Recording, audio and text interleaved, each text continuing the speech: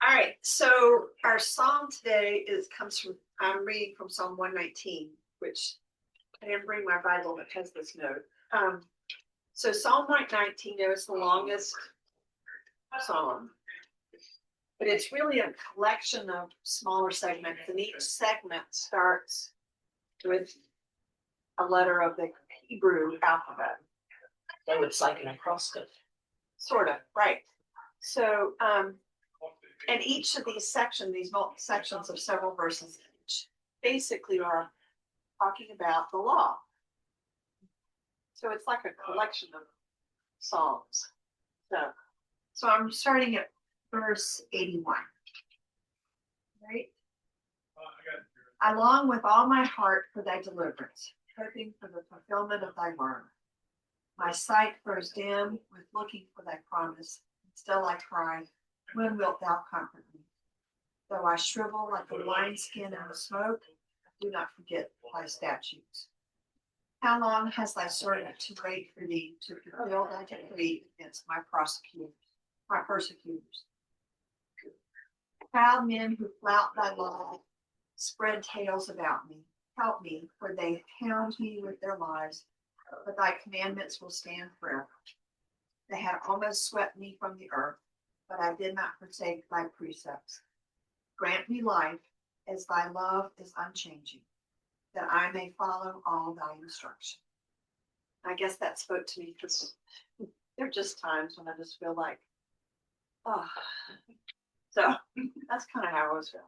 So anyhow, all right. So getting back to David, we are getting close to the end. So if David's story goes into First Kings, first couple of chapters of First Kings. So if we stay focused, we should finish by May 16th, which is the last Sunday we have Sunday school, so a month from today. So I know because Memorial Day is early this year. So all right, so we are in chapter 16 of 2 Samuel. So want to get your Bible up? You want one? Okay. So I'm going to do a little recap because today's stories, this is an ongoing narrative about what's going on with Absalom, starting with Tamar's, the rape of Tamar and Amnon's death. All right.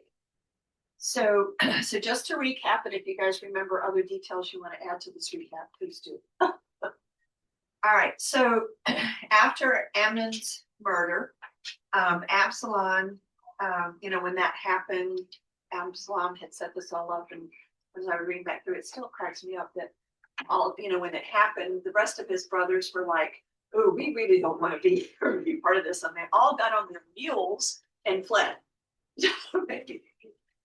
So anyhow, so that imagery of all these grown men fleeing, so on mules. I don't know. You could buy run crafts there. I don't know. Well, I don't know if they really had horses in the Middle East at that time. Sure. Oh yeah, they had the horse people. Yeah, the Arabs. The Arabs did, but they would have. But anyhow, but mules are. David's sons all had mules. They were in the mountains. They're more useful. Right, too. right. They were in the mountains, and so mules would have been more useful. So anyhow, so Absalom then flees to his maternal grandfather, who was not an Israelite or Judah. He went to Geshur and lived there for 3 years. And then Joab, David's nephew, right? What is his mother's name? It's not Zechariah. His name is always Joab, son of Zariah. So Zariah. Is that right? I don't remember.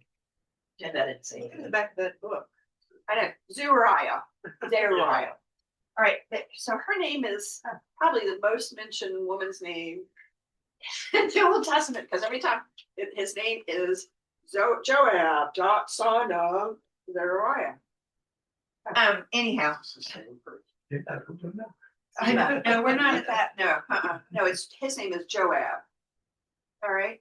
Joab is David's nephew. All right.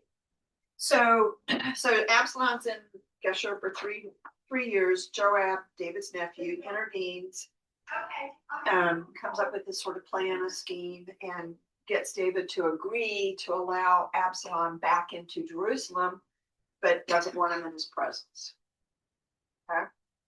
So then 4 years later, Absalom's power is growing. The more and more people are starting to be like, "Oh, Absalom, hey, you're the one we want around." And so Absalom went to Hebron, moved to Hebron, and that's where David first started his rule as king. Was in Hebron. So there's all these stories. There's all these layers of, reflecting back or tying back into earlier events. So then Ahithophel, he was a big advisor for David. He was like David's national security advisor. One commentator likened him to. Well, he switched his sides. He's like, he saw that maybe Absalom, he's really going to be the one in control. So he, what's that V word? The facts. Thank you. The facts to Absalom. All right. And I didn't realize this until maybe you guys saw it earlier. Ahithophel was Bathsheba's grandfather. Ooh. No, I missed that. I didn't miss that too. I don't know. So, anyhow, so that's interesting that he would defect, because you would think he'd want, well, he saw from his view, he saw Absalom growing in power. Yeah. David weakening. So, so that's a big part of what we're going to get into today. All right. And so, and in fact, chapter 15, David says when he learns that Ahithophel has defected to Absalom, says, "O Lord, I pray you, turn the counsel of Ahithophel into foolishness." Remember that. Okay.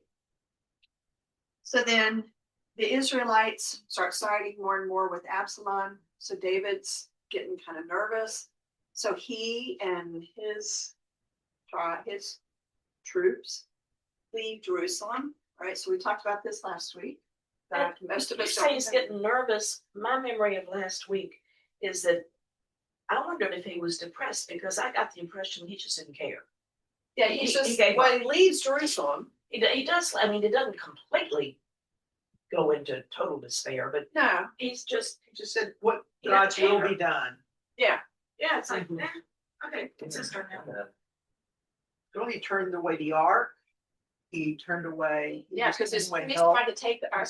Yeah, no, it's just. He remembered, hey, that didn't go so well before. He ain't doing that again. He left his concubines, or at least 10 of them. We don't know how many. Right. Because, here's the unnamed, all these kids here, these are all his unnamed mothers. Yeah. So, yep. So anyhow, so he leaves Jerusalem, and then this guy named Hushai, right? That's how I'm pronouncing it. Anyhow, he comes to David with his coat torn, dirt on his head, signs of grief and despair. And so he comes to David like, "Oh, whoa, bad things are coming." David proposes to Hushai that he go to Absalom and feign being loyal to Absalom. Right. So we need to go back and recap this, because this is an important piece of intrigue in today's story, the passages we're looking at today. And so David sends with Hushai the priests Zadok and Abiathar, I guess. All right. So there's an interesting story in today's passage. All right. So then, beginning of chapter 16, we did the first 4 verses last week about Ziba, this guy named Ziba, that he was the servant for Mephibosheth. All right. And Mephibosheth was the son of Saul. Jonathan. Jonathan. He was Jonathan's son, all right, but he had some kind of foot deformity. So back several chapters ago, David had pity on, Gotta look at his name to say it right. Mephibosheth. to get all the syllables. He had pity on him and set him up. He said, you know, here's all the food you'll ever need. You're always welcome at my table. You always come and eat at my table. All right. I didn't think of it as pity. I thought of David as being rather cunning. Well- Because this is Saul's grandson. This guy has, in some people's eyes, a Remember that legitimate David claim to really- the throne. Keep your friends close, but keep your enemies closer. Well, David, there isn't David much. loved Jonathan. David Yeah, loved yeah, Jonathan. yeah.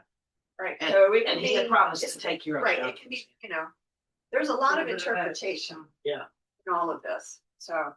And the kid was lame because his nurse dropped him as she was fleeing from. Oh, I remember that, yeah. Oh, yeah, that's why he's lame. Oh, His okay, nurse dropped him when she was fleeing, and I think she was fleeing because David and Saul were going at it, but I can't sort of that part. okay, But that's why he's lame. okay, well, that takes a village. It takes a village. So, all right. So that's where we are. And Ziba brings all this food to David. So, and says, pledges his allegiance to David. So, all right. So we are at now chapter 16, verses 5 through 15. All right. So, all right. So who would like Sarah? I would like Sarah. Y'all go ahead and start with This is this. the first one. Sarah. I've been doing this. All right. So first, I want to interject that David is, so he has fled. He is on the Mount of Olives. I remember from David talking about, he was preached about Mount of Olives was a little bit taller, Jerusalem. So anyhow, but he has come as far, just the first few verses. He's at Bahurim. All right. And Bahurim is on the eastern slope of the Mount of Olives. So he's not very far at this point outside of Jerusalem, but he and his troops. All right. So Sarah. And King David came as far as Bahurim, and look, from there out came a man from the clan of the house of Saul. Shimei, son of Gera, was his name. And he came cursing, and he hurled stones at David.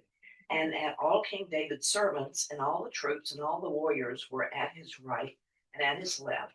And thus said Shimei as he cursed, get out, you man of blood, you worthless fellow. The Lord has brought back upon you all the blood of the house of Saul, in whose place you became king. And the Lord has given the kingship into the hand of Absalom, your son, and here you are because of your evil, for you are a man of blood. And Abishai, son of Zeruiah, said to the king, why should this dead dog curse my lord the king? Let me, pray, cross over and take off his head.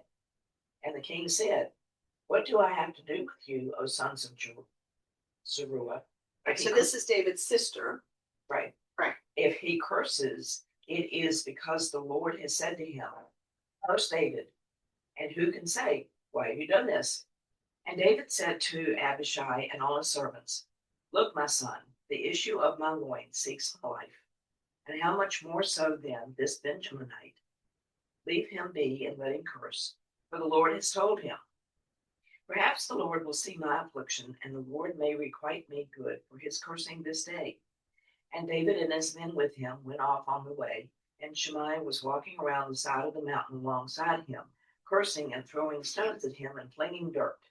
And the king came, and all the troops who were with him, exhausted, and took a breathing stop there. And Absalom and all the troops, the men of Israel, had come to Jerusalem, and Ahithophel was with him. Okay. I thought this was kind of an interesting story that this guy, This crazy guy's cursing and throwing rocks at the king. It sounds like a Monty Python scene, doesn't it? This is no fun. And throwing dirt. I mean, that's something little kids do. Well, he used what's his hand. Yeah, well, Grass doesn't go far. Right. So, but This altar, this commentator makes a point though, that in verse 10, where David said, if he curses it is because the Lord has said to him, curse David. You know, so David's just kind of putting up with this. You know, his nephew was like, we need to just cut this guy's head off. You know, he's being so disrespectful. He's still hanging out there, you know, still thinking Saul needs to be king. You know, and so, but David's like, oh, Say la vie.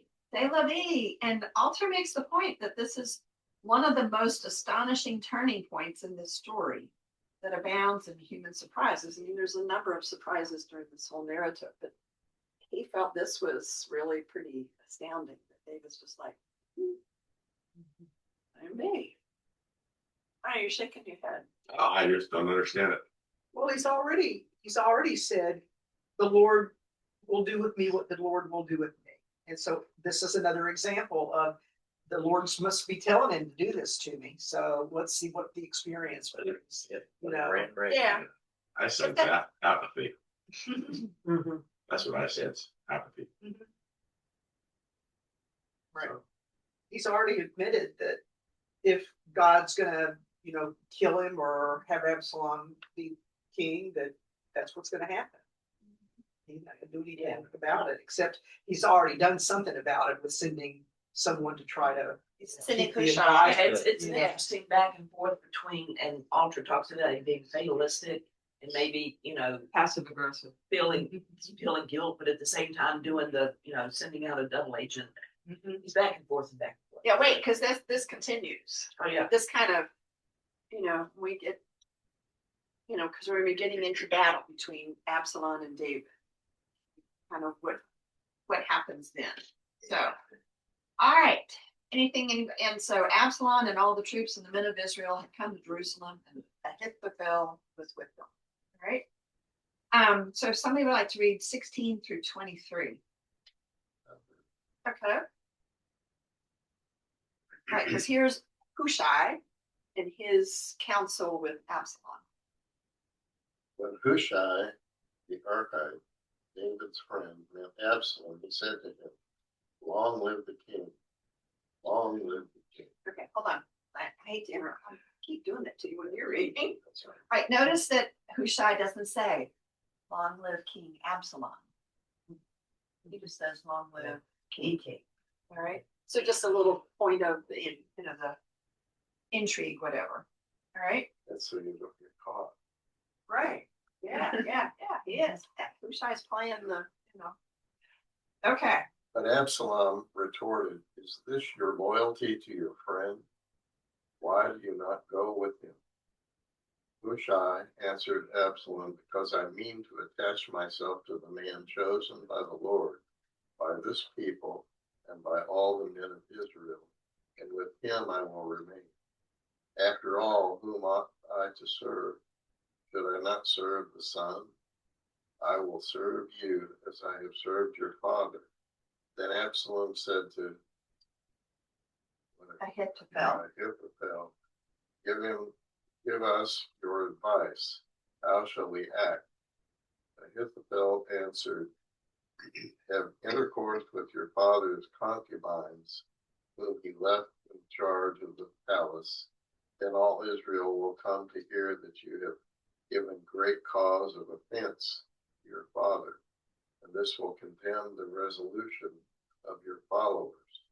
So they set up a tent for Absalom on the roof, and he lay with his father's concubines in the sight of all Israel.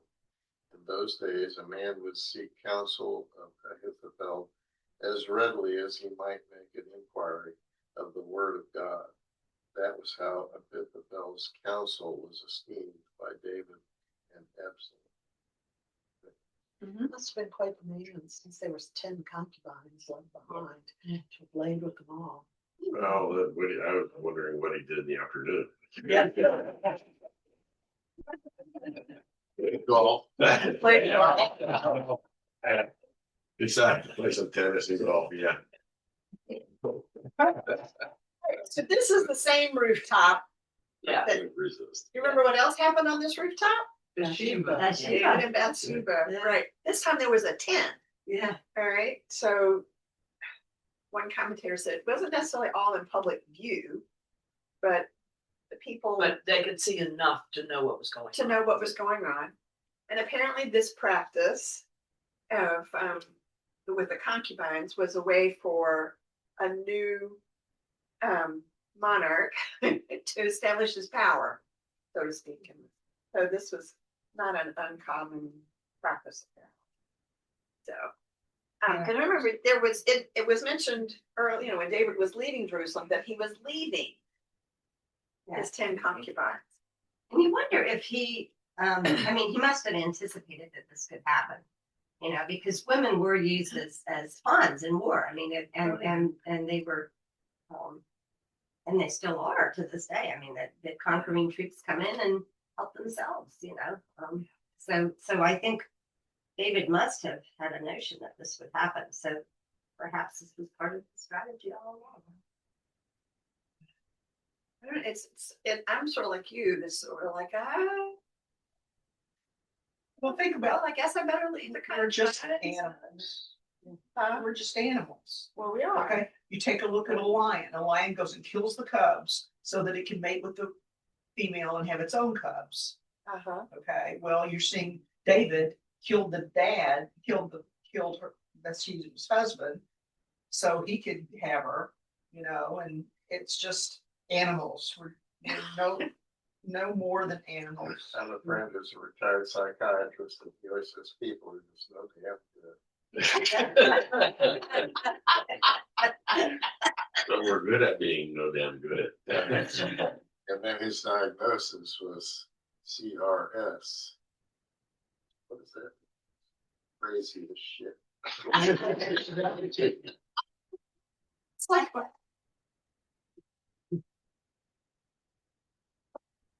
Okay. Funny looking kid. Yeah. Crazy as shit. Yep, they were. Yep. So anyhow.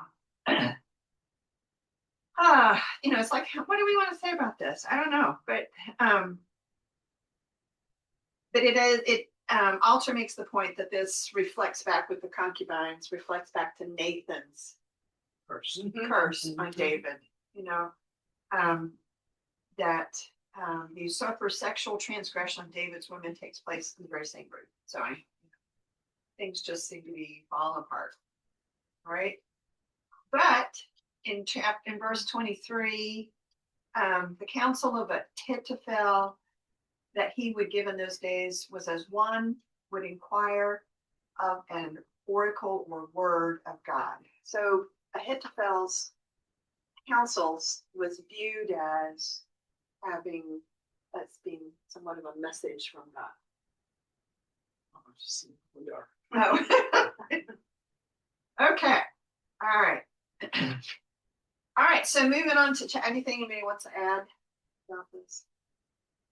All right. So chapter 17. Somebody would read verses 1 to 14. And this is Ahithophel given his counsel to David and then Hushai. Wait, but who just canceled that? Absalom. So now you- To Absalom, sorry. Yeah, I'll take it. Okay. Not long after that, Ahithophel said to Absalom, "Let me choose 12,000 men, and tonight I will set out after David. I will attack him while he is tired and discouraged. He will be frightened, and all his men will run away. I will kill only the king, and then bring back all his men to you, like a bride returning to her husband. You want to kill only one man, the rest of the people will be saved." This seemed like good advice to Absalom and all the Israelite leaders. Absalom said, "Now call Hushai and let us hear what he has to say."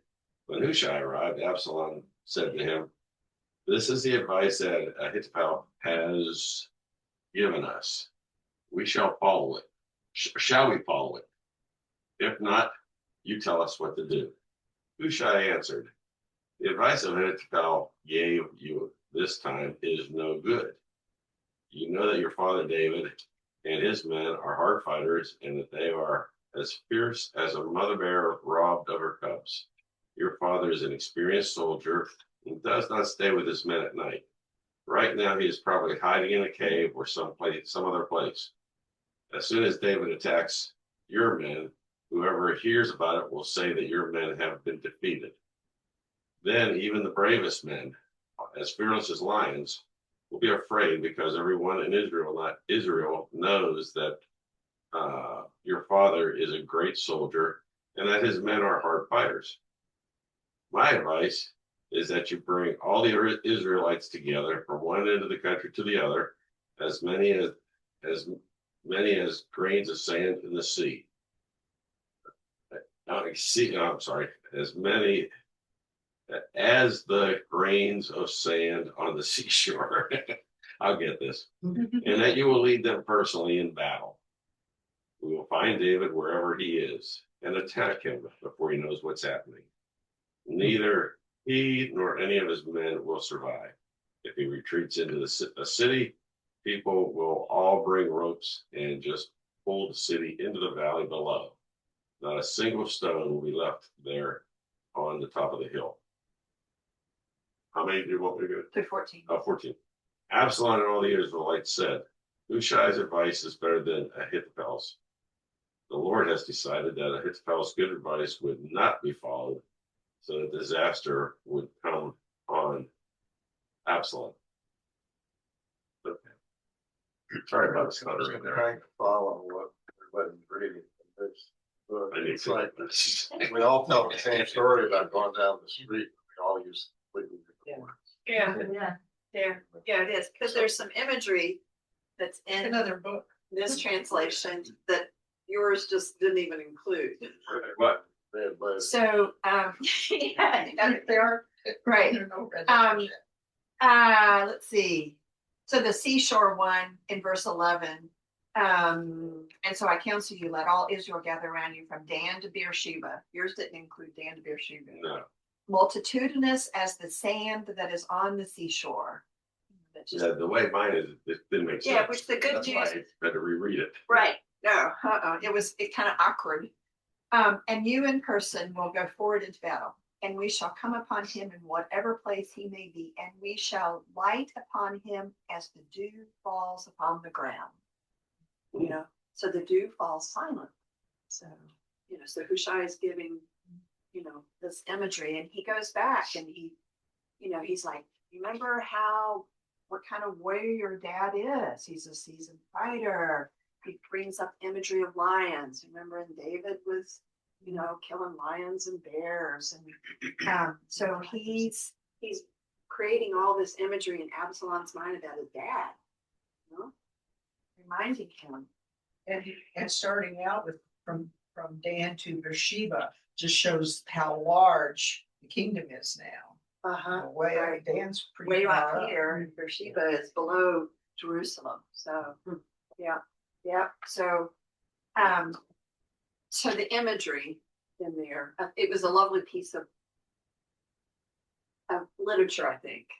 I don't know if I remember when I was in high school, college, there were classes about being taught about the Bible as literature. And I wish now I had taken one of those classes. I don't know if any of you guys ever did, but yeah, but the imagery, you know, I've thought many times as we've gone through Samuel that, you know, if I read Samuel as a piece of literature, of ancient literature, you know, the imagery that comes out of it, you know, the symbolism, the cultures and all this. So anyhow, because it is all that. All right. So then the Lord, so the last verse 14, and the Lord had ordained to overturn Ahithophel's good counsel in order for the Lord to bring evil upon Absalom when he chose to go with Hushai's. So Ahithophel didn't take it well. no, he didn't. So, but before we get into that, yeah. So, was in Absalom making that decision because Ahithophel's, you know, like, hey, let's get 12,000 guys in here. We'll go in here. We'll go get your dad, kill your dad. That's it. Murder and done. Right? Hushai's talking about, oh, let's get everybody, let's do all this stuff. And so Ahithophel goes with Hushai's recommendation. Not about you know, Hushai's not talking about going in and killing you dead just quietly. So is there a question? So one of the commentators wondered, is Absalom fearful or reluctant about killing his dad? Well, I would hope he would be, just from a moral standpoint. Like something needs to be, kicking in his brain going, that's not really. But Yeah. it also goes Yeah. back- I don't know that, yeah. it also goes back to when David would not kill Saul. Yeah. You know, I'm not gonna kill the guy that the Lord selected. You know, and so Right, and so he had- Absalom, they're like, well, this is the guy the Lord selected. Right, plus he's my father. But isn't both options choosing to kill David? The purpose is to kill David, so you're gonna get that end result. Either way. Either But one way. way, he's gonna have to fight all of the other men, rather than just trying to spot and find David. Right. To kill him. But don't you think Hushai that, is more, now. Well, wait, there's more to the story. don't you think Absalom's hard. vanity, he was good looking. The people were attracted to him that way, and here's a way to prove he's equal to his father militarily. Oh. Let them go in and kill just him secretly, quietly. That doesn't necessarily reflect on the military leader I am. That seems more like it's more like an assassination. Right, because remember a couple chapters ago, there was a whole paragraph that talked about how beautiful Absalom was. And he only cut his hair, and I need to tell you this because it plays into the next part of the story. He only cut his hair once a year because his hair was so gorgeous. Okay, so we're gonna get to that. All right, so somebody read verses 15 through 22. All right, so here's the next part of Hushai's work. All right, 15 to 22. We got it. I can do it. Okay. Then Hushai said to the priests Zadok and Abiathar, thus and so did Ahithophel counsel Absalom and the elders of Israel, and thus and so I have counseled. Therefore, send quickly and tell David, do not lodge tonight at the fords of the wilderness, but by all means cross over. Otherwise, the king and all the people who are with him will be swallowed up. Jonathan and Ahimaaz were waiting in Rochel. The servant girl used to go and tell them, and they would go and tell King David, for they could not risk being seen entering the city. But a boy saw them and told Absalom. So both of them went away quickly and came to the house of a man at Bahurim, who had a well in his courtyard, and they went down into it. The man's wife took a covering, stretched it over the well's mouth, and spread out grain on it, and nothing was known of it. When Absalom's servants came to the woman at the house, they said, Where are Ahimaaz and Jonathan? The woman said to them, They have crossed over the brook of water. And when they had searched and could not find them, they returned to Jerusalem. And after they had gone, the men came up out of the well and went and told King David. They said to David, Go and cross the water quickly, for thus and so has Ahithophel counseled against you. So David and all the people who were with him set out and crossed the Jordan. By daybreak, not one was left who had not crossed the Jordan. Okay, because David and them, they were on the, I lost track of which side of the Jordan they were on. But anyhow, so they had to cross the Jordan. All right. So they already sort of had this plan worked out for how Hushai was going to get word back to David about what Absalom's plan was. And so this woman, covering her well up, making it look like the well hadn't been used in a long time, all this stuff. And anybody else feeling kind of like you're watching a serial on TV? Yeah. Yes. Yes. Yep. Which Yes. one of the family is trying to kill her? Yep. So David's got the word.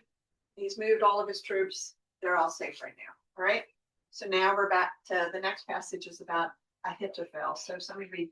I just want to interject. Oh, yeah. Quick. I also think it's interesting this concept of crossing the Jordan, and I wonder if that's I think about those gospel songs about crossing the Jordan when you die. I mean, it's all I don't know. It Yeah. occurred to me. Yeah. Now crossing the Jordan is an important image. Mm-hmm. So multiple times. Sticks. Yeah. Yeah. Okay. To his comment, he said it sounded like some kind of television series. I don't remember the words exactly, but there's some theory that they're only like, I don't know what the number is, but they're like 12 stories in the world. Yeah. They're all just Yeah. old. Yeah. Yeah, different people. Yeah, the mythology of this all. So that's a, Which further and makes me we've think, talked about mythology from time to time, and so, you know, at the back of this, no, it's of the other book, the other David book. There's a question and answer with the author, and one of the questions is, do you believe David was a real person? Well, ponder that later. But, all right, oh, it's just, again, words are so much different. And if there was a soundtrack, it would be even better, because in the stories, you know when something's gonna happen because of the soundtrack. I know when to close my eyes. Michael can write the soundtrack. We'll give you Yeah. And when there's That works. escaping on the donkeys, we can have the Monty Python.